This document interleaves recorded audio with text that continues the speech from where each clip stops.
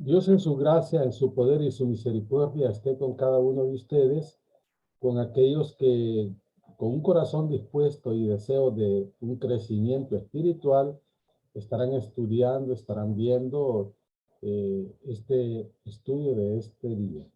Vamos a continuar hablando acerca del Espíritu Santo y hoy nos corresponde siempre hablar de los ministerios del Espíritu Santo en su segunda parte.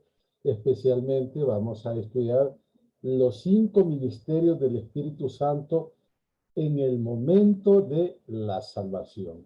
Antes nos ponemos a cuenta con el Señor y decimos: Padre, te damos gracias por el día que nos has dado.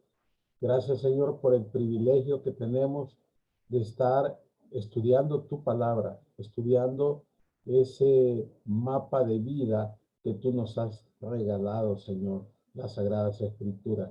Ayúdanos, Señor, a tener el entendimiento claro, a poder expresar lo que tu palabra dice y el entendimiento de aquellos que se expondrán al estudio de tu palabra. En el nombre glorioso de Cristo Jesús, te lo pedimos. Amén y amén. Qué bueno es estar nuevamente estudiando la palabra de Dios y este día continuamos con lo que es acerca del Espíritu Santo.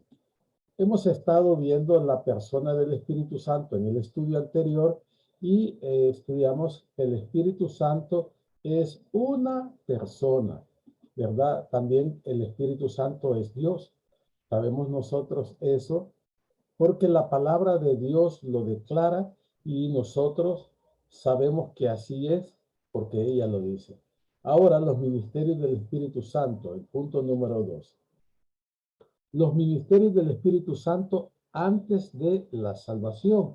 Esto también ya lo estudiamos y vimos que el Espíritu Santo detiene al hombre de pecado, el hijo de perdición. ¿Quién es este? El anticristo, ¿verdad? Ahorita no está en una potencia total efectuando su ataque porque el Espíritu Santo lo está deteniendo. Pero llegará el momento cuando el Espíritu Santo sea quitado, ¿verdad? Y él actúe de esa manera.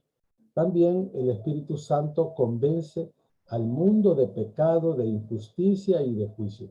Sabemos que nosotros cuando vamos a evangelizar a alguien, cuando vamos a exponer el evangelio de la gracia de Dios, debemos ir no en nuestras propias fuerzas, sino en el Espíritu Santo, porque el Espíritu Santo es quien convence al mundo de pecado. Y sabemos que los ministerios del Espíritu Santo en el momento de la salvación son los que este día vamos a estudiar. Ese ministerio del Espíritu Santo que nosotros debemos tener mucha claridad. En esta serie hemos observado importantes distinciones bíblicas. Sabemos que el tema es ese, las distinciones bíblicas. Y lo importante de las distinciones bíblicas es para que nosotros podamos usar bien la palabra de verdad. Eso es importante porque muchas veces podemos tener confusiones en cuanto a lo que es la salvación, en cuanto a lo que es el Espíritu Santo y muchos temas más.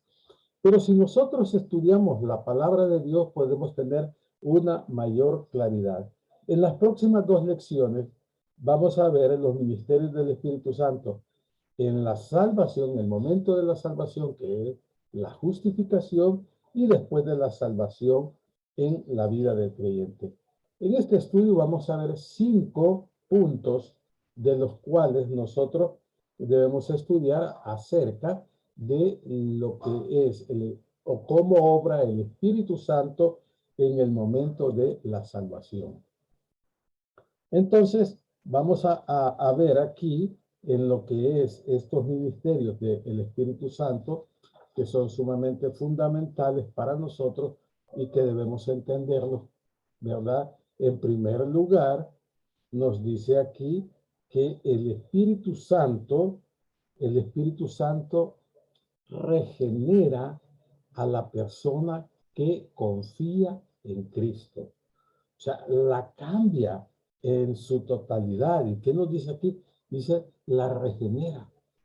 O sea, regenerar es cambiar aquel aspecto interno que no está haciendo bien y no está conforme a la palabra de Dios. Entonces, cada persona nace muerta en sus delitos y pecados. ¿Por qué? Porque traemos el pecado imputado de Adán. Entonces, nosotros debemos sufrir un nuevo nacimiento. Debemos exponernos a la palabra de Dios para entender lo que significa el nuevo nacimiento. La regeneración nos hace hijos de Dios. Eso debe a nosotros ponernos alerta para que cuando expliquemos a otros, les expliquemos que es necesario, como se lo dijo Jesús a Nicodemo, que es necesario nacer de nuevo. Entonces, el primer punto en cuanto al ministerio del Espíritu Santo al momento de la salvación es que el Espíritu Santo regenera a la persona que confía en Cristo. ¿Por qué es necesario la regeneración? Veamos lo que nos dice Efesios 2, 1 al 3. Él os dio vida a vosotros cuando estabais muertos en vuestros delitos y pecados. La palabra muerto ya la hemos definido y la palabra muerto lo que significa es separados, es separados. Entonces dice que nosotros estábamos separados en nuestros delitos y pecados. ¿De quién? De Dios, en los cuales anduvisteis en otro tiempo. Y vean, aquí el verbo andar es anduvisteis en el pasado, en otros tiempos, siguiendo las corrientes de este mundo, conforme ¿a quién? Al príncipe de la potestad del aire, el espíritu que ahora, en la actualidad, opera en los hijos de desobediencia. ¿Saben ustedes, mis queridos hermanos, que nosotros habitamos en un mundo gobernado por Satanás, por el demonio? Dice que él es el Dios de este siglo, quien ha cegado el entendimiento de muchas personas. Entonces dice el versículo 3, entre los cuales también todos nosotros vivíamos en otro tiempo, en los deseos de nuestra carne, haciendo la voluntad de la carne y de los pensamientos, y éramos por naturaleza hijos de ira, lo mismo que los demás, lo mismo que otras personas que no quieren nada con Dios. A veces nosotros estamos esforzándonos porque queremos traer esas almas a Cristo. Pero sabe que quien se encarga de eso, nosotros solo somos ese medio usado por Dios para que llegue su palabra. Pero quien cambia a la persona, quien convence de pecado a la persona, y en el momento que aquella persona se expone a la palabra de Dios y es regenerada, es el Espíritu Santo. Ahora, porque todos hemos nacido muertos espiritualmente, separados de Dios, ¿en qué? En nuestros delitos y pecados. Comenzando por el pecado imputado de Adán a toda la humanidad. Por eso es que nacemos muertos en nuestros delitos y pecados. ¿Cómo fue provista la regeneración para la humanidad? Nosotros debemos saber que Dios en su plan perfecto, en su plan antes de la fundación del mundo, Dios sabía que el hombre iba a pecar y él hizo un plan perfecto para proveer la salvación y la vida eterna. Pero aquí dice, ¿cómo fue provista la regeneración a la humanidad? En alguna manera Dios necesitaba intervenir y proveer vida para nosotros. Leamos lo que nos dice San Juan 10:10. El ladrón no viene sino para hurtar y matar y destruir. Yo he venido para que tengan vida y para que la tengan en abundancia. Él no está hablando aquí de una vida física, porque sus oyentes ya tenían esto. Él está hablando de la vida espiritual, la cual nosotros debemos entender cuando él dice, el ladrón no viene sino para hurtar y matar y destruir. Y dice, yo he venido para que tengan vida, pero ¿cuál vida? La vida espiritual. ¿Y cómo la vamos a tener? La vamos a tener en abundancia. Versículo 11 dice, yo soy el buen pastor. El buen pastor su vida da por las ovejas. Cristo es nuestro buen pastor, quien dio su vida en la cruz del Calvario para que nosotros tuviésemos el gozo de la salvación y de la vida eterna. Tito capítulo 3, versículo 5 dice, nos salvó no por obras de justicia que nosotros hubiésemos hecho, sino por la misericordia, por el lavamiento de la regeneración y por la renovación en el Espíritu Santo. Eso es importante. Cuando nosotros vemos en, es dentro y está hablando de no de nuestra condición, sino de nuestra posición. Al momento de nuestro nacimiento, nosotros tenemos una posición en Cristo. Venimos a formar parte del cuerpo de Cristo. De manera que cuando dice aquí que somos renovados en el Espíritu Santo, es a causa de esa posición que nosotros ya tenemos. Y esto sucede mediante el sacrificio de Jesucristo en la cruz del Calvario, a donde nos instituyó, a donde pagó por nuestros pecados, a donde Él nos redimió, a donde Él nos dio su justicia y nos vistió de esa manera para que nosotros tengamos vida en abundancia y vida eterna. Ahora, ¿sobre qué base es provista la regeneración? Veamos lo que nos dice la palabra de Dios en San Juan 3, del 3 al 7.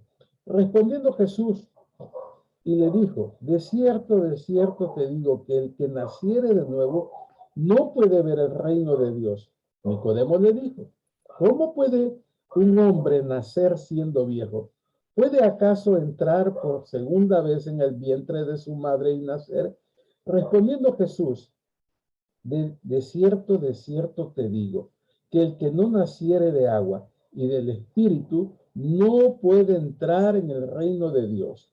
Lo que es nacido de la carne, o sea, lo que es nacido de manera natural, carne es.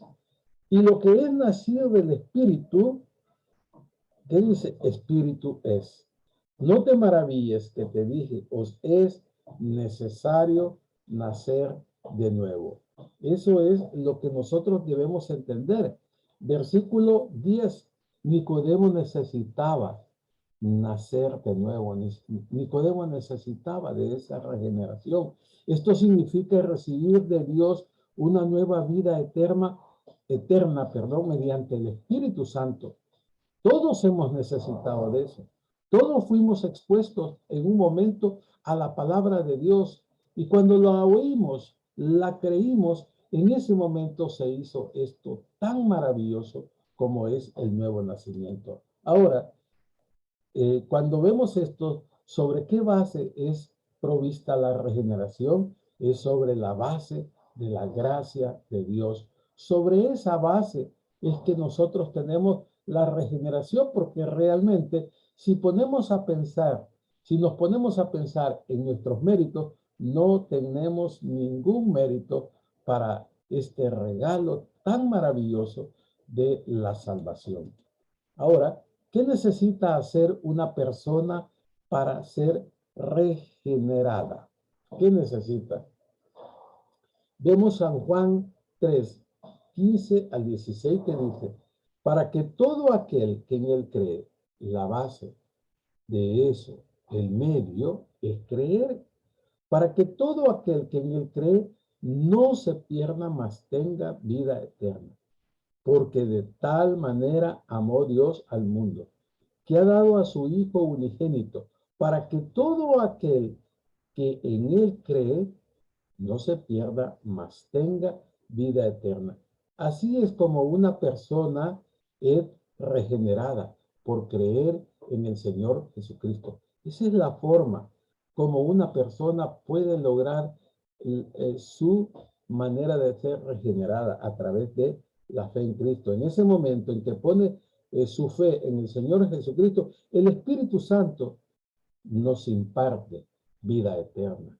Nosotros ya la tenemos, ya la disfrutamos, pero también habrán algunas personas que necesitan escuchar de la palabra de Dios Y nosotros necesitamos estudiar la palabra de Dios para tener claridad y sencillez para explicar a otros lo que necesitan acerca de la palabra de Dios.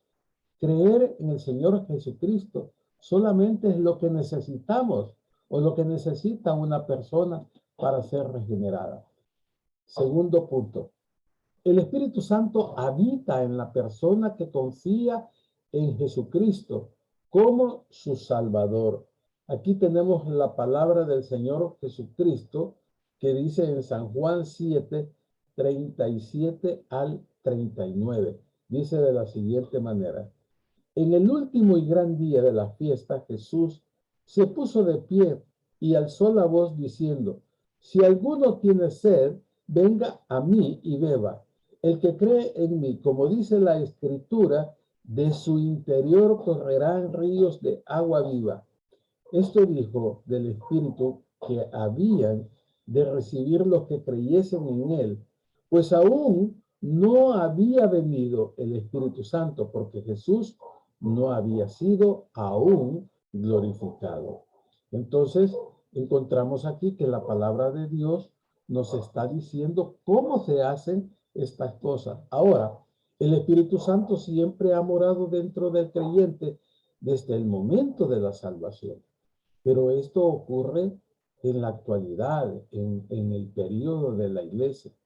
En el Antiguo Testamento, cuando nosotros leemos la palabra de Dios, dice que el Espíritu Santo venía sobre alguno de aquellos profetas y el Espíritu Santo vino y ellos comenzaron a profetizar, comenzaron a hablar de las cosas de Dios. De manera que no eran habitados, pero siempre el Espíritu Santo estuvo presente. Siempre el Espíritu Santo les indicó qué debían decir. Entonces, vemos que Cristo está hablando aquí antes de la cruz y de la ascensión. Entonces, vemos nosotros que el Espíritu Santo siempre ha morado dentro del creyente desde el momento de la salvación, ¿sí? Ahora, el Espíritu Santo, ¿qué hace en el creyente? Vemos nosotros que el Espíritu Santo bautiza a la persona que confía en Jesucristo. La palabra bautismo, generalmente nosotros cuando oímos esta palabra, estamos pensando en agua y estamos pensando en que la persona tiene que ser sumergida para ser bautizada, pero también la palabra lo que significa es identificación. Cuando nos identificamos, cuando nosotros creemos en Cristo y somos bautizados por el Espíritu Santo, inmediatamente nos estamos identificando, ¿verdad? Entonces, aquí nosotros debemos tener en nuestra mente siempre que hablar de bautismo no solo estamos hablando de ese momento cuando nosotros tenemos esa identificación con la iglesia y nos identificamos con Cristo en su muerte, en su sepultura y en su resurrección. Ese es el bautismo de agua. En algún momento en este estudio vamos a ver los diferentes bautismos para que tengamos claridad en cuanto a esto. Ahora, veamos, ¿cuándo comenzó el bautismo del Espíritu Santo? Hechos capítulo 11, versículo 2 al 18. Pero vamos dice, vamos a leer primero lo que dice Mateo en el capítulo 3, versículo 11. Yo a la verdad os bautizo en agua para arrepentimiento, pero el que viene tras de mí, cuyo calzado yo no soy digno de llevar, es más poderoso que yo. Y dice, él os bautizará en el Espíritu Santo y fuego. Cristo también hizo esta promesa a sus discípulos antes de su ascensión. Hechos capítulo 1, versículos 4 al 8 dice, y estando juntos, les mandó que no se fueran de Jerusalén, sino que esperasen la promesa del Padre, la cual les dijo, oísteis de mí, porque Juan ciertamente bautizó con agua, mas vosotros seréis bautizados con el Espíritu Santo dentro de no muchos días. Entonces, los que los que se habían reunido le preguntaron diciendo, Señor, ¿restaurarás el reino a Israel en este tiempo? Y él les dijo, no os toca a vosotros saber los tiempos o las sazones, porque el Padre puso en su sola potestad, pero recibiréis poder cuando haya venido sobre vosotros el Espíritu Santo, y me seréis testigo en Jerusalén, en toda Judea, en Samaria y hasta lo último de la tierra. En el versículo 5 les dice Jesús que ciertamente iban a ser, ellos se habían bautizado en agua, mas serían bautizados con el Espíritu Santo. ¿Por qué? Porque el bautismo del Espíritu Santo significaba recibir el poder para llegar al pueblo de Israel y ir más allá y predicar el evangelio de la gracia de Dios. Hechos 11, 2 al 10 dice, y cuando Pedro subió a Jerusalén, disputaban con él los que eran de la circuncisión. Cuando hablamos los que eran de la circuncisión, se está refiriendo a los israelitas, porque esa era una identificación con Dios y con las demás naciones, aquellos que se habían circuncidado, diciendo, ¿por qué has entrado en casa de hombres incircuncisos, o sea, gentiles, y has comido con ellos? Entonces comenzó Pedro a contarle por orden lo sucedido, diciendo, estaba yo en la ciudad de Jope orando y vi un éxtasis, una visión, algo semejante a un gran lienzo que descendía, que por los 4 puntos era bajado del cielo y venía hasta mí. Cuando fijé en él los ojos, consideré y vi cuadrúpedos terrestres y fieras y reptiles y aves del cielo. Y oí una voz que me decía, levántate, Pedro, mata y come. Y dije, Señor, no, porque ninguna cosa común o inmunda entró jamás en mi boca. Entonces la voz me respondió del cielo por segunda vez. Lo que Dios limpió, no lo llames tú común. Y esto se hizo 3 veces. Y volvió todo a ser llevado arriba al cielo. Pero les dijo acerca de la visión que él tenía registrada en Hechos 10, diciendo esto para una preparación, porque Dios le estaba preparando para que fuera a los impíos. La salvación ofrecida por Dios es ofrecida a todo el mundo, al mundo judío y al mundo gentil. Pedro continuó diciendo a estos judíos, Hechos 11, del 11 al 18. He aquí que luego llegaron 3 hombres a la casa donde yo estaba, enviados a mí desde Cesarea. Y el Espíritu me dijo que fuese con ellos sin dudar.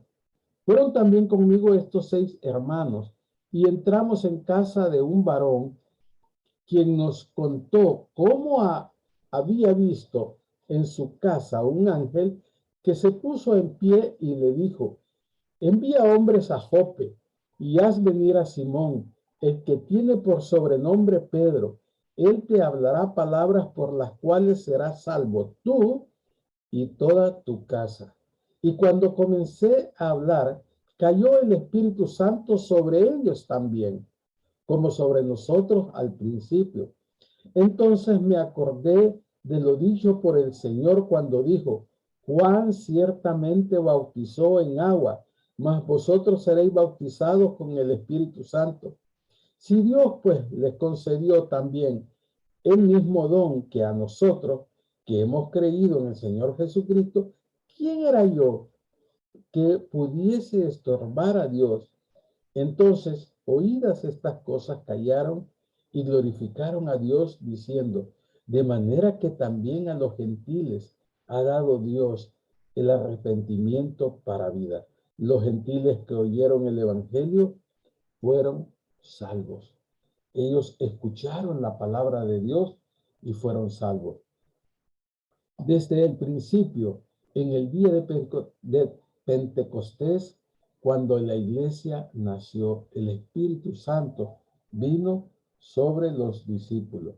El versículo, primera de Corintios, 12:13 dice, porque por un solo espíritu fuimos todos bautizados en un cuerpo, sean judíos o griegos, sean esclavos o libres, y a todos se nos dio a beber de un mismo espíritu.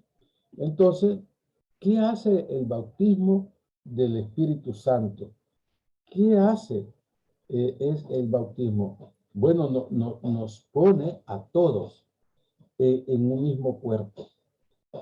Y no importa si somos gentiles o judíos o lo que sea, libres o esclavos, todos venimos a formar parte del cuerpo de Cristo. ¿Qué es necesario para esto? Bueno, es necesario poner nuestra mirada en Cristo como nuestro único y suficiente Salvador. Y habiendo creído en Él, lo recibimos. Dice San Juan 1:12, más a todos los que le recibieron, a los que creen en su nombre, les dio la potestad de ser hechos hijos de Dios. Y aquí nos habla del Espíritu Santo, a donde todos fuimos bautizados en el momento que pusimos nuestra fe en Cristo como nuestro único y suficiente Salvador, y todos venimos a formar parte de la familia de Dios. Entonces, vemos nosotros el punto número 4. El Espíritu Santo sella a la persona que confía en Jesucristo. Esto es precioso. Y es precioso sencillamente porque los creyentes tenemos ese sello, esa garantía de que somos hijos de Dios. Y ese sello lo recibimos en el mismo instante cuando pusimos nuestra fe en Cristo como nuestro único y suficiente Salvador. Efesios 1:13-14 dice, en él también vosotros, habiendo oído la palabra de verdad, el evangelio de vuestra salvación, y habiendo creído en él, oigan, fuisteis, cuando en ese momento, en el pasado, cuando creímos en Cristo, fuisteis sellados con el Espíritu Santo de la promesa, que es las arras, o sea, las garantías de nuestra herencia, hasta la redención de la posesión adquirida para alabanza de su gloria, para la alabanza de nuestro Dios. Nosotros tenemos ese sello maravilloso, y aquí usted y yo debemos sentirnos gozosos, porque yo tengo infinidad de defectos, peco todos los días, pero el sello del Espíritu Santo nadie me lo puede quitar.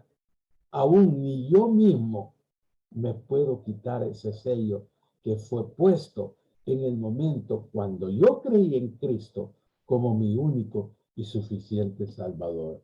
Y aquí tenemos un diagrama que nos indica que la fe viene por el oír. ¿El oír qué? La palabra de Dios. Y habiendo creído en Cristo, nosotros fuimos sellados con el Espíritu Santo. Entonces, esta fórmula, diría yo, como las fórmulas matemáticas o químicas que existen, es una fórmula del Evangelio, que la fe viene por el oír. O sea, nadie que no se exponga a la palabra de Dios puede creer en Cristo. Puede creer en Cristo como mucha gente, nada más como un conocimiento en la mente, como que usted le pregunta a cualquier persona que se cree en Cristo y le dice que sí, pero se ha expuesto a la palabra de Dios para confiar en Él, para creerle a Él, algunos difícilmente no. Entonces, sabemos que esto es importante. Ahora, el Espíritu Santo sella a la persona. ¿Qué es lo que indica, el sello del Espíritu Santo? Bueno, el sello del Espíritu Santo indica muchas cosas que vamos a ver. Un sello indica propiedad. Y aquí dice, en lo que En 1 Corintios 6, 19, 20 dice una parte que no soy vuestro, porque habéis sido comprados por precio de sangre. Cuando Cristo murió en la cruz del Calvario, moría por toda la humanidad, no solo murió por un grupo de personas. Lo que sucede que la muerte de Cristo se vuelve efectiva solamente en las personas que creen en Él y que creen en ese sacrificio que Él hizo en la cruz del Calvario. Esa es la gracia eficaz. La gracia eficaz es para aquellos que ponemos nuestra fe en Cristo. Y entonces, eso, cuando nosotros fuimos sellados, como nos dice Efesios, capítulo 1, versículo 3 al 14, eso indica que somos propiedad de Cristo. Ya no nos pertenecemos más a nosotros mismos. Por eso usted y yo no podemos decir, usted no me diga nada, porque mi vida es mi vida. Momento, su vida le pertenece a Cristo, porque Él pagó por usted y tenemos un sello de propiedad. Pero también tenemos un sello que indica preservación. Nosotros hemos sido preservados para una redención, la cual Cristo pagó en la cruz del Calvario por cada uno de nosotros. ¿Qué nos está prometiendo Dios al darnos el sello del Espíritu Santo? ¿Qué nos está prometiendo? Primera de Pedro 1, 3 al 5 dice, bendito el Dios y Padre de nuestro Señor Jesucristo, que según su grande misericordia nos hizo renacer para una esperanza viva por la resurrección de Jesucristo de los muertos.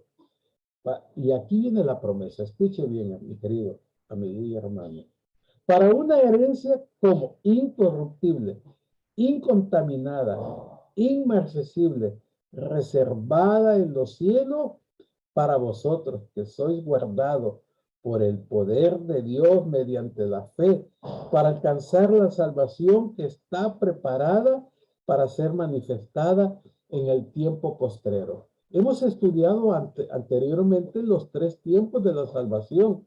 Y aquí cuando nos habla para alcanzar la salvación que está preparada para ser manifestada en el tiempo postrero, se refiere en el término teológico a la glorificación. Vea la importancia de entender los términos. Cuando hablamos de salvación, no solamente estamos hablando de la justificación, o sea, salvos de ir a un infierno, sino aquí está hablando de otra cosa. Por eso es importante que nosotros debemos notar estas cosas. Y aquí nos habla de una herencia en el cielo. ¿Cómo va a ser incorruptible, incontaminada? No se va a marchitar, se va a mantener preciosa como siempre. Estamos sellados para el día de la redención, para ese día maravilloso. Efesios 4:30 y dice, y no contristéis al Espíritu Santo de Dios, con el cual fuisteis sellados para el día de la redención. Todos nosotros, como decía anteriormente, hemos recibido ese sello maravilloso del cual debemos estar agradecidos con Dios. Y debemos estar, aunque tengamos problemas, aunque tengamos preocupaciones, siempre debemos estar gozosos porque Dios nos ama grandemente. El punto número 5. El Espíritu Santo da dones a cada persona que confía en Jesucristo como su Salvador. Esto es lindo. Nadie puede decir, es que yo no sirvo porque no tengo este don. ¿Sabe que nosotros pensamos que los dones solo son el de predicación y otros que se ven? Pero hay muchos dones que usted los recibe para ponerlos al servicio de la congregación, de la iglesia y en todo caso glorificar a Dios. ¿Cuáles son algunos de los dones que Dios da al creyente en Cristo Jesús? Y aquí vamos a ver algunos de ellos. Yo le pido que cuando no leo el pasaje por razones del tiempo, usted léalo. Entonces nos habla del don de la palabra de sabiduría. ¿Qué es este don? Es la habilidad de saber cómo se aplica mejor un conocimiento dado a necesidades específicas. La necesidad de enseñar, la necesidad de compartir, como lo estoy haciendo en este momento, la palabra de Dios. La palabra de ciencia, un don de revelación usado antes de que se completara el Nuevo Testamento para descubrir, acumular, analizar y clarificar información e ideas que son pertinentes al bienestar del cuerpo. El de fe, la habilidad de discernir con extraordinaria confianza la voluntad y el propósito de Dios para su obra.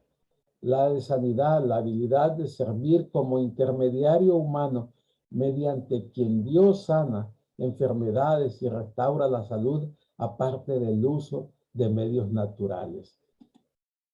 Milagros, la habilidad de servir como intermediario humano mediante quien Dios realiza hechos poderosos que son percibidos por los observadores que han alterado el curso normal de la naturaleza.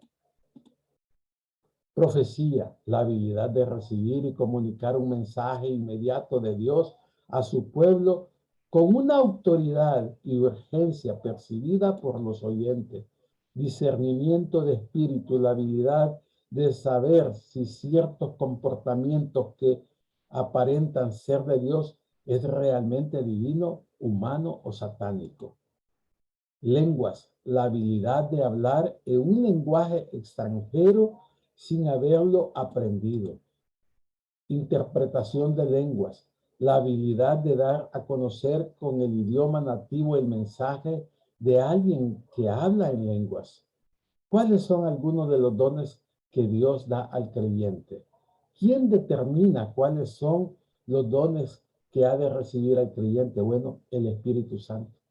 El Espíritu Santo es quien determinó el don que yo iba a recibir y los que usted ha recibido. Muchas veces el problema que tenemos es que no lo hemos descubierto. Descubra su don. Es posible que usted tenga el don de evangelista, pero no lo ha descubierto. Es posible que usted tenga el don de pastor maestro. Descúbralo y Dios lo va a usar. Así que, mis queridos hermanos, los dones son para ponerlos al servicio del Señor.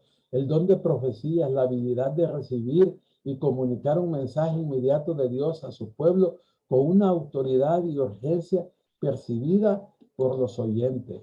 Servicio, ministerio, la habilidad de identificar necesidades relacionadas con la obra de Dios y usar los recursos disponibles para satisfacer esas necesidades y ayudar a lograr los resultados deseados.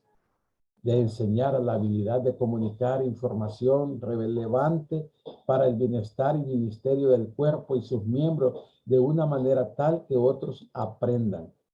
Exhortación, la habilidad de ministrar efectivamente a otros palabras de aliento, de consuelo, de estímulo y consejo.